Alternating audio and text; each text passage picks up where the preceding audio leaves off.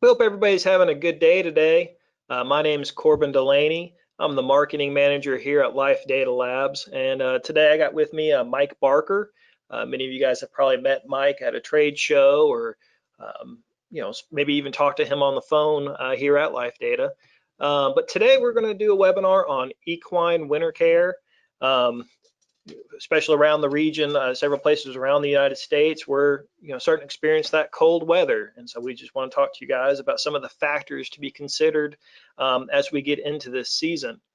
During this webinar, if you look on the right-hand side of your screen, we do have an area for you to ask questions. So feel free at any point in time during this webinar to fill out a question and send it to us. At the end of the webinar will be when we actually address those questions. So if you put in a question and we don't answer it immediately, just know that we will address that question at the end of the webinar. We wait till the end just to ensure that we were able to get through the presentation in a timely fashion. We also have a giveaway during this webinar.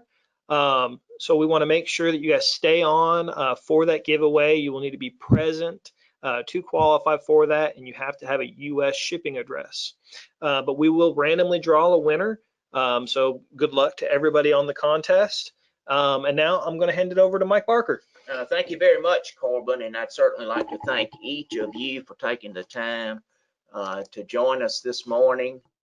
So our topic today is going to deal with equine winter care.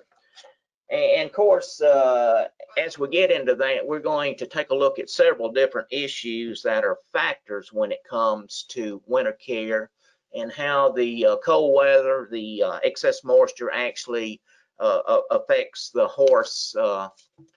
And actually, it's going to affect the entire horse. It's going to affect the dermal tissue of the horse. And when we talk about dermal tissue, we are talking about skin, number one. We're talking about hair coat. We're talking about the hooves of the horse as well. And the entire body of the horse. A lot of times, cold weather, excess moisture, freezing temperatures can take a toll on our horse. And this is one example here where we have a very thin horse, a horse that has some age to it. And this horse is actually going to suffer during the winter months just to survive, number one. In fact, if we actually put a body condition score on this horse, we're probably looking at about a body condition score of a 2. And of course, with this particular animal here, at this present point in time, if we were in a cold region, then this animal would actually need to be blanketed to help conserve the needed heat just for the survival of this particular animal here. And the way that a horse acclimates itself to cold temperatures, number one, is that it's going to put on a winter hair coat, which acts as insulation. And then hopefully it's going to have enough body fat to help aid in the retention of the needed heat as well. Of course, also during the winter months with the excess moisture, we're still prone to bacterial problems such as thrush. We can end up with wall separation. And the excess moisture will actually soften this hoof capsule as far as the wall itself. It will soften the sole of the foot itself. And a lot of times we're going to end up with chips and cracking during the winter months. And so let's take a look at some of the different things that we need to consider to aid our horse in making it through the winter months in the same condition that it actually started into the winter. And hopefully when spring gets here, we're going to have a horse that still has maintained its body condition. It still has good, sound, healthy feet. And at that point in the spring of the year, we're ready to have the horse reshod if we pull the shoes during the winter. And we're ready to start riding at that point in time without any delays because of any effects of the winter that might have taken place on the horse itself. And the first thing that we would like to take a look at, and I'm guilty of this myself. In fact, I have 5 different horses, and a lot of times from an owner's standpoint, we tend to forget about a horse during the winter months. And so let's talk about some habits that we need to overcome. Of course, one of the things that we often do during the winter months is, if a horse is shod, we get the farrier to come out in the fall of the year when we're through riding, when we're through competing. We pull the shoes, and then we give up on our farrier appointments during the winter months. We also become a little neglectful as far as picking up those feet, cleaning the feet on a daily basis like we need to. And then another thing that really affects the horse, the entire horse, and especially the foot of the horse, is a lack of exercise.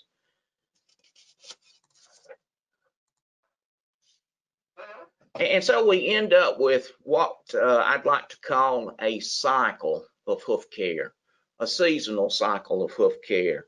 And let's take a look at that as well. And since we are approaching fall of the year here, let's start right there. We're getting into the winter, and during the fall of the year, a lot of times our feet, the hooves, are in pretty good shape. They're healthier at this point than they have been during the entire year. And then as we progress into winter, we become a little neglectful. We pick up those bad habits that we need to get rid of. We stop our hoof care. Our hoofs begin to revert and lack the quality and the strength that they need to make it on through the winter. And then spring arrives and we're ready to get that horse out. And then we end up with a very poor quality foot there. And then we've got to put 100% back into hoof care management there. And that's when we do at that point, the farrier comes back, we have the horse reshod. A lot of times we will restart our supplementation program. And as we get into summer, our hoof quality begins to improve. And as we approach fall again, we get the best foot possible at this point in time. And then we just continue this cycle here.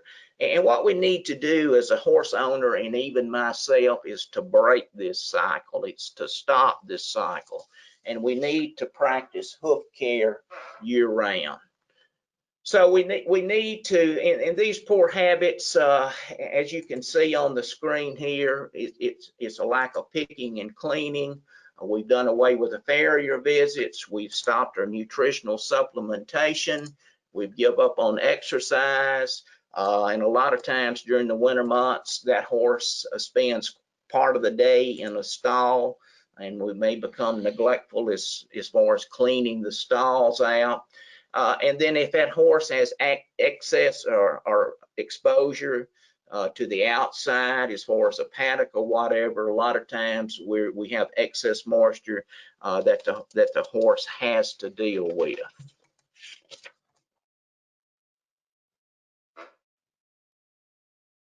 And of course, the colder it gets, I understand that a lot of times we simply become inactive with our horse during the winter months as well.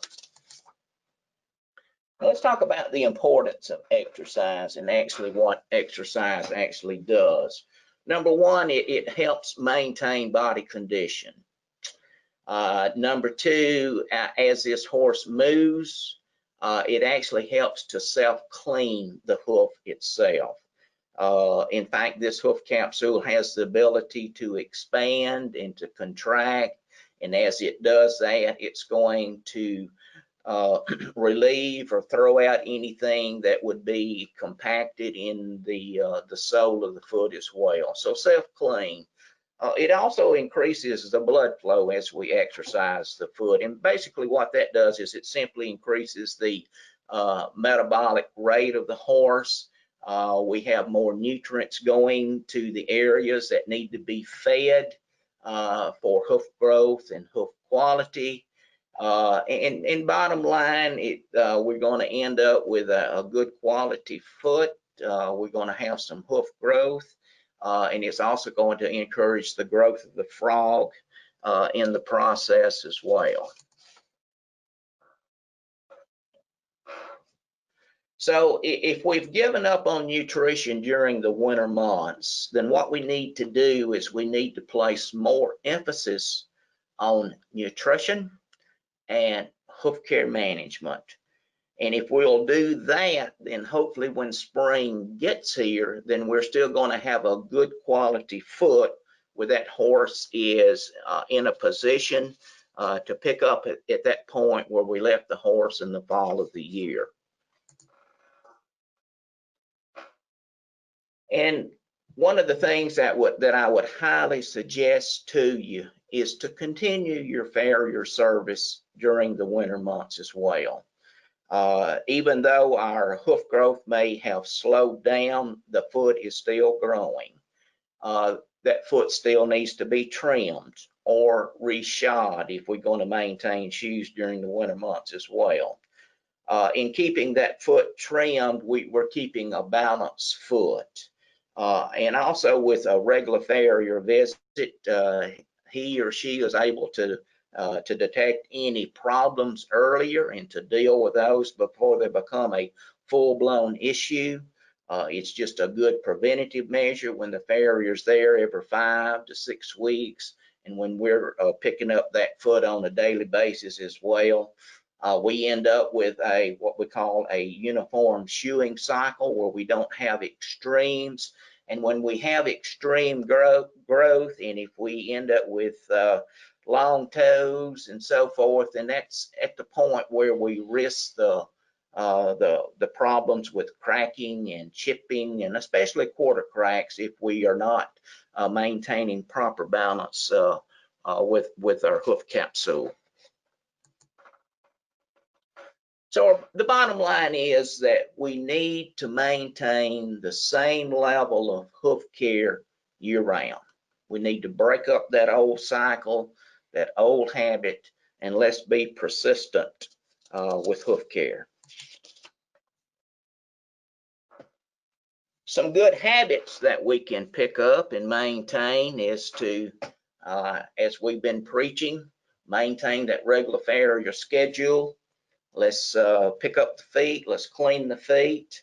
Another problem with winter is snow. Those snowballs can be a problem as well. And if you're in a situation like that, you may require some snow pads or whatever to help alleviate that situation. Let's feed a balanced diet to the horse. In fact, that should be our #1 goal when it comes to nutrition. If we can reduce the exposure to excess moisture, that would be great as well. Let's do a good job in cleaning stalls. We can also provide a quality hoof supplement to encourage hoof growth and hoof quality year round. And we can take a look at some good topicals that's going to help with the excess moisture and going to help with any hoof-eating microbes that would want to work on the foot. The environment also has a big factor that we have to deal with during the winter months as well. And what we're having to deal with is this excess moisture. And this excess moisture, I would say, is at least in 75% of the US during the winter months. I realize that there's some areas that's going to be arid and dry, and you're going to be in a different situation. You're going to have dry conditions to deal with, and the dry conditions can be just as bad as the excess moisture itself. And so what we're dealing with here during the winter month is all the rain, all the snow, sleet, ice, all the muddy conditions in our pastures, our paddocks. And that, as we mentioned earlier, is going to work on the hoof capsule. It's going to want to soften the hoof wall. It's going to want to soften the sole of the foot. We set ourselves up for bacterial and fungal issues. We also, if our horse happens to be barefoot, a lot of times we can end up with some wall separation, and then that just sets us up for other problems as well.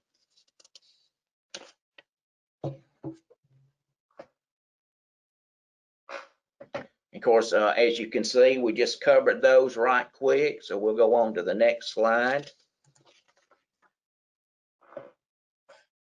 And of course, being stalled brings on another set of problems as well, and especially if we don't do a good job in maintaining the stalls as far as keeping them clean, keeping them dry as much as possible.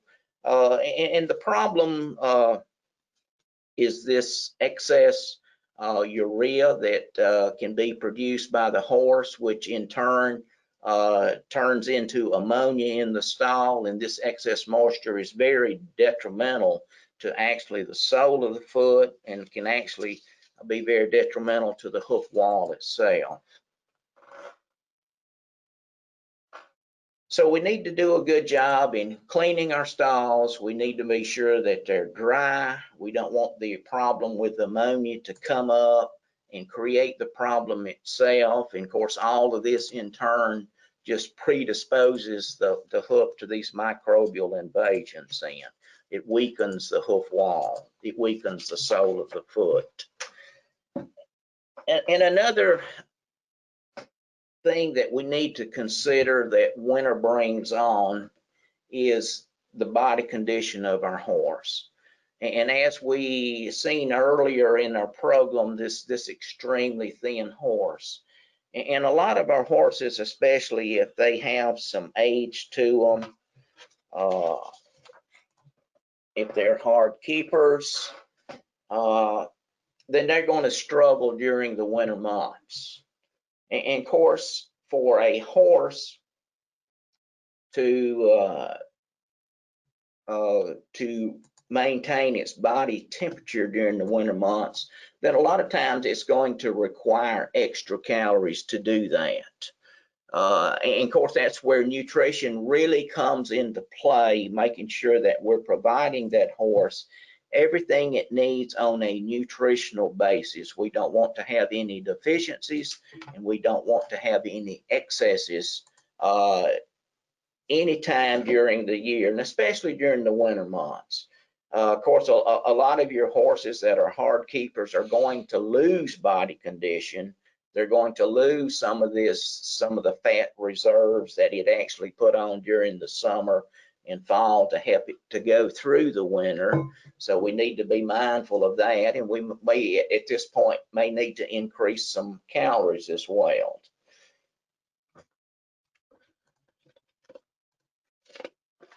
And let's get into the nutrition now and some of the things that we need to take a look at.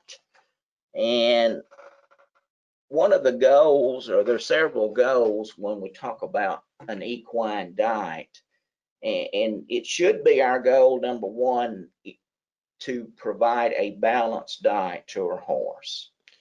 And when we do provide that balanced diet to a horse, this is going to help promote healthy dermal tissue. It's going to help us maintain the needed body condition that we want in our horse. And then it's also going to meet specific needs of that horse as well. And when we talk about the components of a balanced diet, there's several there that we need to keep balanced. In other words, we don't want to have any excesses, and we don't want to have any deficiencies in any of these five here. And the first one that we have listed is protein. And of course, we know that our protein is going to provide a lot of the amino acids that our horse is going to need. The second thing is energy. We can also refer to that as calories. Then that horse needs certain vitamins, it needs certain minerals, and it needs certain fatty acids as well. And so to come up with this balanced diet here that we see in the center, then all of these on the outside have to be given in the right proportion and then in the right amount on a daily basis. As far as vitamins, the horse is going to need certain vitamins in a certain amount, along with minerals, along with fatty acids, along with protein or these other amino acids as well. And the only variable that we have in this mix here is energy or calories. And this is the only adjustment that we're going to make in providing this balanced diet is right here. In other words, if we have an easy keeper, we may not have any additional calories added to this particular diet. If we have a hard keeper, then yes, then we're going to be very mindful of the energy and calories that horse needs to maintain the needed body condition. Some other things that come into play during the winter months, of course, grass is the natural diet of the horse. It's always been the natural diet of the horse. And a lot of times we're going to lose some of our grazing. It may not be as readily available to the horse. Of course, also during the winter months, if we have limited grazing, then we're going to have to provide some form of hay as well. And a lot of times the nutritional value of our forage, our pasture, and our hay has been diminished. And horses may require additional calories as well beyond what this hay and what pasture can provide the horse. In providing a balanced diet during the winter months, then we need to provide a high quality and a high grade of hay. And that's needed for all horses across the board there. We also need to take a look at providing a hay and pasture balancer as well. We can also supplement for specific needs during the winter months if the horse is in need of that. Of course, that horse also needs free choice salt during the winter, and then it needs a fresh supply of water as well. Now, we need to make sure that horse is consuming water during the winter months, especially when it's cold. We need to make sure that our water troughs are not frozen, and there's certain means and things that we can add to the water troughs to keep that from happening itself. And we also know that the water consumption is also tied to feed consumption as well. So if a horse is drinking less water, then more than likely it's going to be consuming less feed as well. And a lot of times, if that horse is a hard keeper, that horse needs those additional calories to maintain the body condition that it needs. And we talk about hay and selecting the right hay for our horse. Then there's several things that we need to look at in determining what we're going to look for as far as the hay itself. We need to consider the age of our horse, what the horse is going to do, if that horse has any specific health conditions that we need to address. And we also need to take a look at what is the body condition score of the horse. And another thing that we can do when it comes to buying our hay is having it tested. And if you will consult with your local county extension agent, they can give you all the details on how to collect, where to send this hay sample to, and actually how to interpret that analysis once you get that back.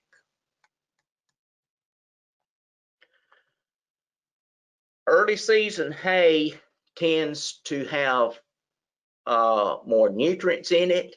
It has more energy, more calories in it. And that early season hay is recommended for our growing horses, our performance horses, and our hard keepers. In other words, it's going to have the most nutritional value that this group of horses are in need of. And then when we get into our mid to late season hay, it's going to have less nutrients, it's going to have less energy, And that hay works very good for easy keepers, especially horses that are overweight. And it would be very good during the winter months on these very easy keepers that are overweight if they could actually pull some of this excess weight when we get into the spring of the year. Now you might ask, what is the difference between a good quality hay and a good grade of hay? Quality simply means how pure the hay is. The grade of the hay simply means that how much cellulose we actually have in the hay. And the cellulose is the leafy part of the hay itself. So the more leaf we have, the more cellulose is going to be in that hay, and the more digestible and the more nutrients that that horse can get out of that hay. So cellulose is what we're after. The leafy part of the hay is what we're after when we want some good quality hay. Now for the for the easy keepers that can get by with less quality, then we can go with more of a stemmy type hay, which is going to contain more lignin in it versus the cellulose. And lignin is a non-digestible part of the grass itself. I know that there are certain areas of the country that alfalfa is about the only hay that's available for you to feed. I want to take just a minute and point out a few things when it comes to feeding alfalfa hay. We know that alfalfa hay is high in calcium, number one. A lot of our alfalfa hay is also going to be high in potassium. This alfalfa hay it has protein, yes, but it's a low quality type of protein. And this low quality protein leads to protein breakdown with nitrogen being released. And this nitrogen is actually excreted as urea from the kidneys. And some of the additional problems that can come about is an imbalance with our calcium and phosphorus ratio. The urine that's being created oftentimes will contain more urea. The urea is broken down into ammonia, and this excess ammonia in the barn can lead to respiratory problems as well as having a detrimental effect on the hoof itself. The point here is this: when it comes to nutrition, regardless of the hay, regardless of the grass, it will not contain everything a horse needs nutritionally. It's going to be deficient. So once again, even the highest quality hay will not contain every nutrient your horse requires. And with that being said, what we need to do if we're going to stick to the basic diet of the horse, which is grass and hay, then we've got to take a look at a hay balancer. And that is the purpose of the hay balancer, is to provide those nutrients that's going to be deficient in our hay or pasture itself. And what this is going to do, it's going to eliminate the need for a compounded feed or a complete feed. We're able to separate calories from the nutrients that that horse needs. And when we can do that, then that allows us to maintain the body condition that we desire in our horses. This hay balancer or forage balancer is a great product for seniors, for hard keepers, for overweight, metabolic horses. In fact, it can be simply fed to all horses. Older horses or hard keepers, we know, may require additional calories to maintain the needed body condition, especially during the winter months, when a lot of times where it's taking additional energy just to maintain the body condition during those cold temperatures. So some of the things that we can add to the basic diet of the horse along with a forage balancer is some form of grain if that horse needs the additional calories.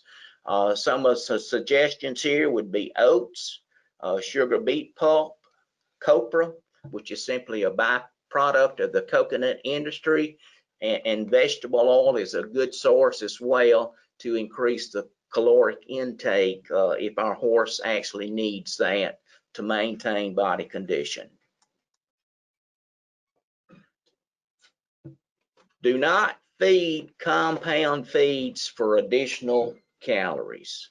And the problem with that is this,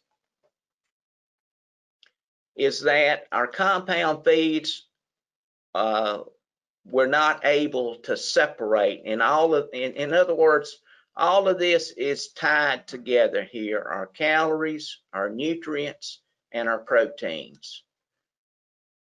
So what happens is that if we have a hard keeper and we're trying to increase the caloric intake of that horse, then a compound feed is going to be fed at a certain amount per day. And let's say, for example, if we're feeding 8 pounds per day, and that's the recommended rate for a 1,000-pound horse, and we still don't have the body condition that we would like, when we increase that amount of compounded feed, then we are increasing the caloric intake, yes, but we are also creating excesses with the other mineral vitamins that's included in this compounded feed.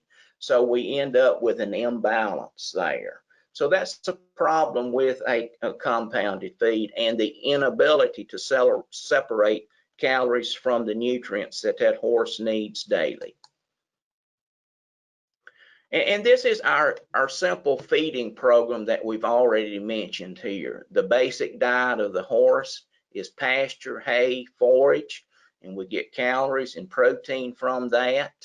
We're going to add a forage balancer to that, or a hay balancer for the needed nutrients that's not found here. And then if that horse needs additional calories, we can add some form of grain here. And with the compounded feed or complete feed, we are unable to do that. Some other feeding tips, especially for older horses, our senior horses, especially if they have some dental issues, we can feed some chopped hay. We can actually soak our feed a lot of times for them to better chew and to swallow that particular mix. With our older horses that tend to be a little thin during the winter months, if we will start conditioning those horses during the summer and fall to get as much fat reserve on to the body of the horse, that's what we're trying to do, and that will help that horse make it through the winter months without losing a whole lot of body condition. We need to continue supplementing for specific needs in that older horse, whether or not that's a hoof problem, a joint problem, or whatever it may need. Another thing here is we need to keep our feeding troughs low to the ground. If you think about the natural diet of the horse, it's grass, and that grass is constantly, for it to graze, its head is down on the ground.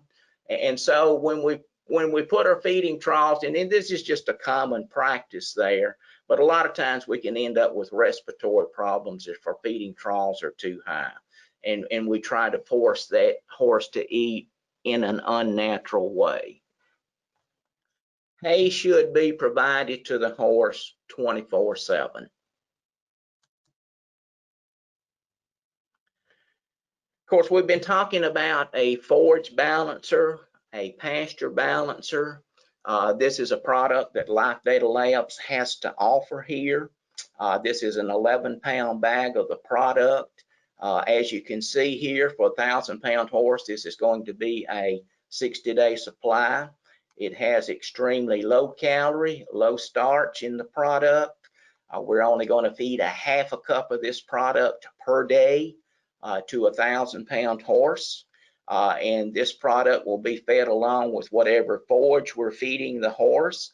And then if that horse needs additional calories, then we will add some form of grain to the diet to meet those particular needs. And what we're doing is we're actually eliminating the need for a compounded feed. We're able to separate calories from the nutrient that horse needs daily. This helps us with over supplementation, and it's ideal for all horses, overweight horses, hard keepers, insulin resistant. Just a good sound product. As far as some other things that we can take a look at during the winter months itself is Farrier's Formula Double Strength. It is for the growth and the improvement of dermal tissue in the horse itself. It is a safe product to feed along with barn bag without over supplementation. It is highly recommended by the Farrier industry. It has independent research that has been done and published on the product. We're going to feed a half a cup or 3 ounces of this product per day to a 1,000-pound horse. So this in turn will become a 60-day supply for that animal there. So both products together will provide a balanced diet to our horse. And then the other aspect that we need to work on that's created by the environment, the excess moisture, bacteria. We have a couple of topicals that can be applied. The first one here is called Farrier's Finish. It's a blend of some tea tree oil, some tamed iodine. It will not block oxygen. It also contains some yucca, and what the purpose of the yucca is in the product, it actually binds this ammonia that's in the urine to keep that away from the bottom of the foot. It's a balancer as far as regulating the moisture within the hoof capsule. It will actually help shed excess moisture or retain the needed moisture during dry periods as well. It's extremely safe, very mild, it's non-caustic, and this is a product that's going to be applied to the entire foot, the entire sole, and then the entire hoof wall. And then the other product that we have, which is an excellent antimicrobial, just like Farrier's Finish, is our hoof clay. It's a very easy product to use. It's a very mild product. It's non-caustic, and it will be used for specific problems either in the hoof wall or the sole of the foot itself. It can be pushed into cracks, chips in the hoof wall. It can be used on either side of the frog in the commissures or the grooves. If we have a thrush problem, it can be used in the central part of the frog if we have an issue there. If we have wall separation, it can be applied in those areas as well. It can also be applied underneath the shoe after the foot has been trimmed and the farrier is ready to nail that shoe on. And that'll help protect that area in the white line during resets in. And I'd like to thank you for taking the time to be with us. We'll entertain some questions here in just a minute. We'll have a giveaway. And so I'll turn it back over to Corbin. Thank you, Mike. As Mike said, we are going to take some questions right after this giveaway. So again, if you look at should be on the right-hand side of your screen, there should be some type of menu option that GoToWebinar has given you. So you can feel free to open that up and ask any question you have, and Mike and me will have the opportunity to answer those questions.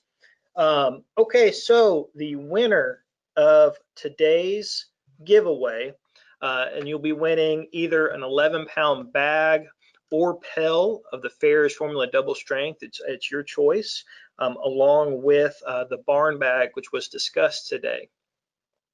So if the winner for that is Sandra Rogers, again, that is Sandra Rogers, you will, if you'll email cservice@lifedatalabs.com. Again, that is cservice@lifedatalabs.com.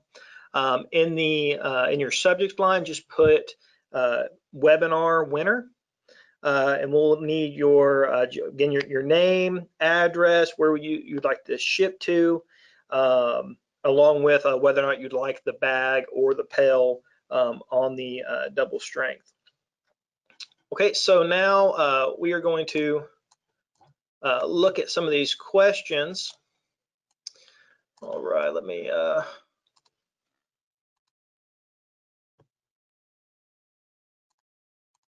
pull up these questions real quick.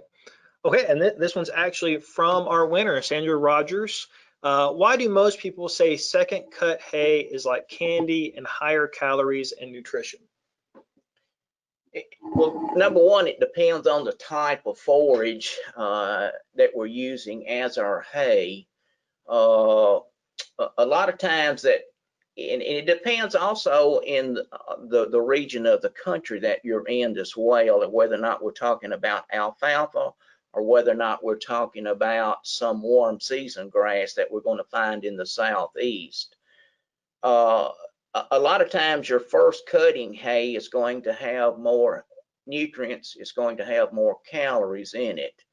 And then a lot of times, if we're trying to feed that particular quality to an easy keeper, that's a little bit too much. So we actually, if we have an easy keeper, then we need to take a look at a second or third cutting of that hay. A lot of times that first cutting with all the excess moisture that's going on, it may not be able to be cut at exactly the right time because of the excess moisture, the excess rain.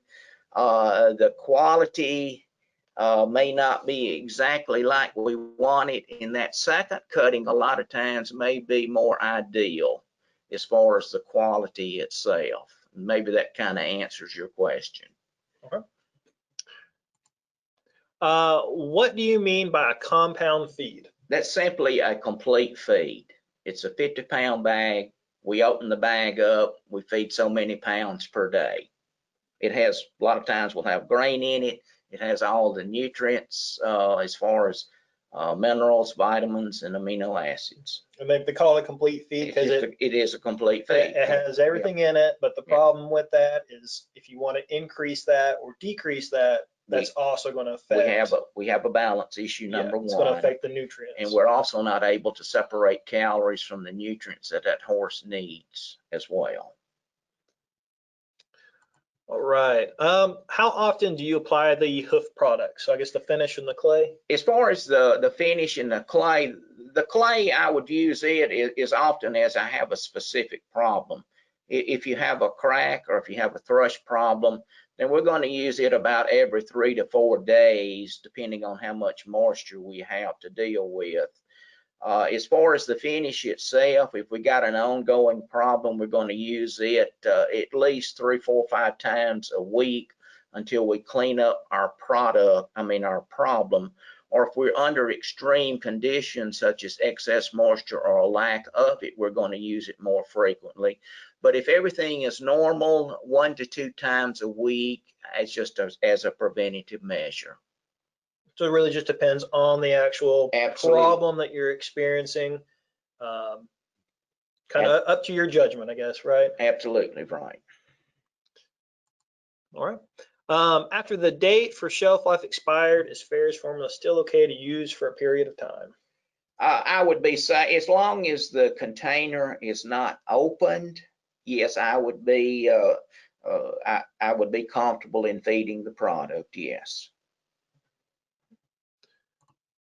Does turnout all day equate to sufficient exercise for the horse in the wintertime, or must the horse be ridden to get the required exercise? To answer your question, no, that's not sufficient exercise. The horse either needs to be lunged, put in a round pen, rode, whatever. But just turnout is not sufficient. And if you're not getting that sufficient exercise, that's where you really need to pay attention more to the actual hoof care and body condition. That's correct, right. Mm-hmm. We understand weather doesn't always permit for the extra exercise. I do 6 to 7 week trims spring through fall and change to an 8 to 9 week trim in winter due to increase in feeding cost. do you see a problem with extending the trim time by 2 to 3 weeks? Of course, we know that during the winter months, the hoof growth has slowed down. So as long as you're not having some extremes in hoof growth and you're having to remove excessive amounts of hoof itself, you should be okay with that particular schedule. The point is just to maintain that schedule and not go all winter long without a trim. We talked to several horse owners who comes winter and they just stop farrier work. That's it, it's all over until spring. That's what we want to try to prevent. Let's see. Okay, the hay analysis shows low magnesium. I added magnesium to his diet and he is on a compound feed. Do you suggest the barn bag and hay? What about magnesium being low in the hay? You would not need barn bag with your compound feed. In fact, with barn bag, you would go to the basic diet, which you're going to provide your horse whatever forage is available, whether that's some pasture during the day and hay 24/7. You're going to include the barn bag, and then you're going to include grain if the horse needs that to maintain body condition.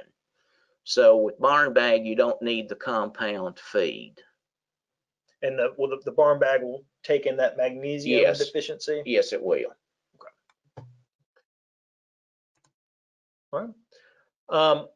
I live in Canada and feed farriers for my double strength, and I was wondering if you were ever going to start selling barn bag in Canada. At the present time, to answer your question is no. There's all types of labeling issues to try to get a product into Canada.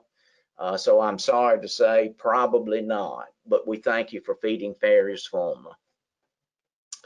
And then Cindy here says, so if I switch to the, says Farrier's Finish, I do not need any other sweet feed. So Farrier's Finish is actually going to be the topical. So you wouldn't feed that. I guess she means probably barn bag. I'm assuming she's referring to barn bag, and to answer her question, yes, you would not need the sweet feed. Yes. Yeah.